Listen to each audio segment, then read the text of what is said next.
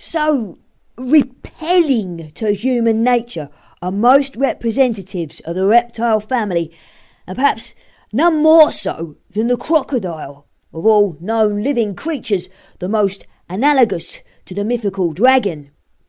It requires a spirit as exuberant and a conceit as quaint as that of Lewis Carroll to invest the subject with any tinge of humour, as thus: How doth the little crocodile improve his shining tail, and pour the waters of the Nile on every golden scale?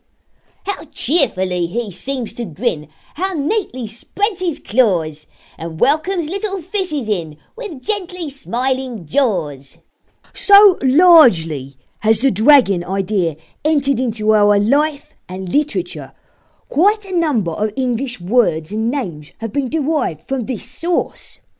In bygone centuries, when the mysteries of the weather and other physical phenomena were little understood, hurricanes and storms, earthquakes and fiery meteors were attributed to the influence and actions of evil spirits, such as flying dragons of the air. In some early printed books, husbandmen are warned to note how certain vapours of a dry and fiery nature may gather into an ascending heap in the air and, being beaten back with violent agitation, take on the form of a writhing dragon, from the nostrils of which will shoot forth kindling flames of fire. The name fire drake, in which the term drake signifies dragon, has been given to the will-o'-the-wisp, as country folk call a natural light sometimes seen floating over marshy ground, and which often misleads unwary travellers.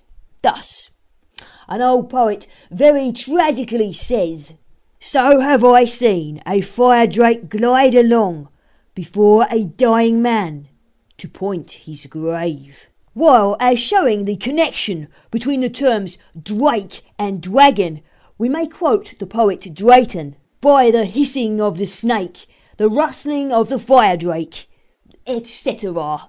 The idea of a dragon being able to spit out scorching fire and flame is preserved in several of our English words.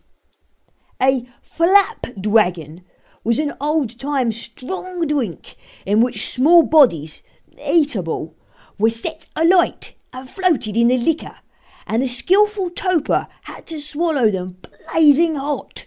Somewhat in the same way as children at Christmas parties play at snapdragon, by snapping at blazing raisins in burning brandy to eat them.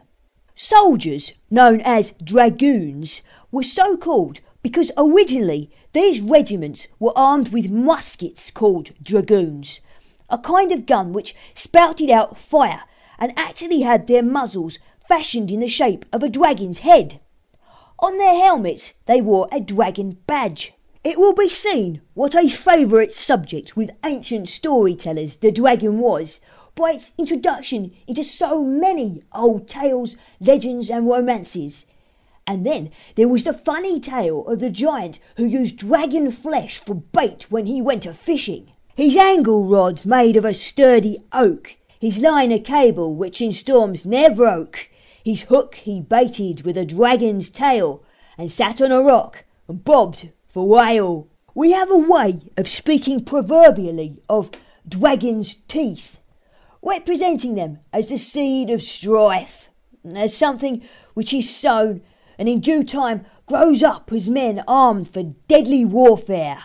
The idea is borrowed from Greek mythology, in which we read that Cadmos slew the dragon that guarded the well of Ares, and then sowed some of its teeth, from which sprang up men called Spartans, who all killed each other, except 5, who became the ancestors of the Thebans. Those teeth which Cadmos did not sow came into the possession of Aeetes, king of Colchis, who enjoined upon Jason when he set forth upon his tasks to sow these teeth and not to neglect to slay the armed warriors who grew therefrom. The idea underlying the phrase sowing dragon's teeth is that of pursuing some line of action that must eventually lead to armed conflict. Quite a number of English place names contain the word worm, as Wormbridge, Wormsley, Wormside, Wormhill and Wormlow.